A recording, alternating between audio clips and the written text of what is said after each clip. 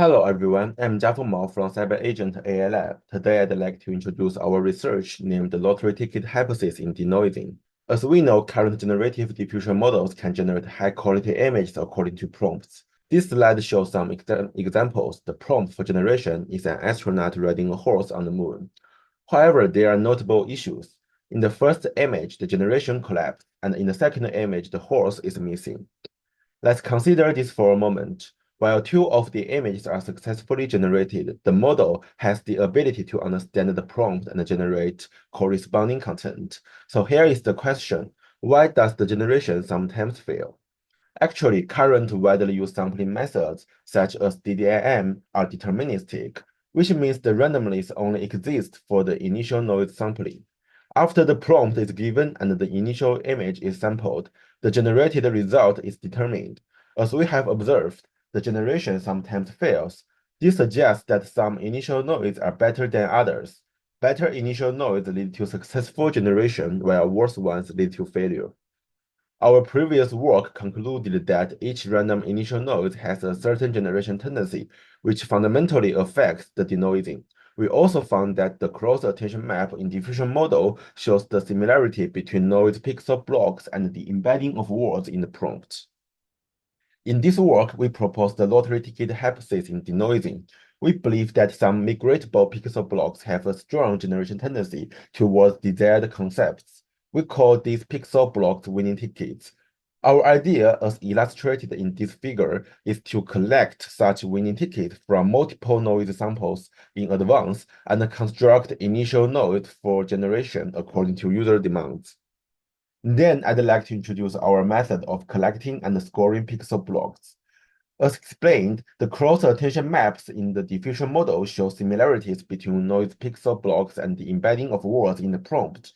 We use a prompt containing a pair of concepts, like a dog and a car, to get attention values of each pixel block associated with the concepts dog and car.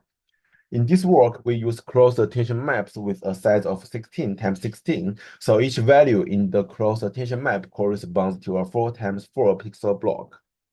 Since the attention values are calculated with a softmax over words and the prompt contains a pair of concepts, a high score on the attention map of dog indicates that the corresponding pixel block shows a strong generation tendency for generating a dog over a car. We collect all pixel blocks in this noise image along with their attention values into a database.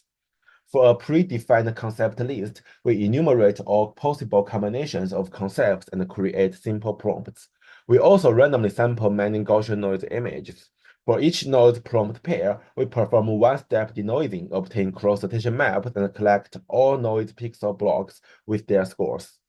We iterate over all prompts and all randomly sampled noisy image to build a database of pixel blocks. In this database, we have many pixel blocks with their scores on each concept. And during the generation, we select winning tickets for each concept to construct initial nodes. For example, when the user wants to generate a cat lying in a wooden chair, we select winning tickets for cat and chair respectively. To validate our hypothesis, we test winning tickets on the layout to image synthesis task. Specifically, we use our winning tickets to construct initial nodes and use the constructed nodes for denoising.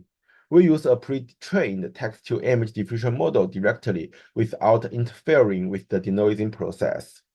This slide shows some virtual samples. All samples have the same layout but different object categories. Our method does not introduce any interference into the denoising process, achieving significant control over the generation. Our result leads to some interesting insights. First, we collect pixel blocks from multiple nodes and combine them into new nodes. Our result shows that after the combination, the generation tendency of pixel blocks remains unchanged. Second, although we collect winning tickets with a simple form of prompts, the prompts for generation are more complex. Our results show that winning tickets are applicable with such prompts. For example, winning tickets for the concept dog can be used to generate a dog, a black dog, a white dog, or a running dog. Okay, here is conclusion. In this work, we propose to create initial noise by collecting winning tickets, and our result validates some properties of winning tickets. That's all my presentation. Thank you for listening.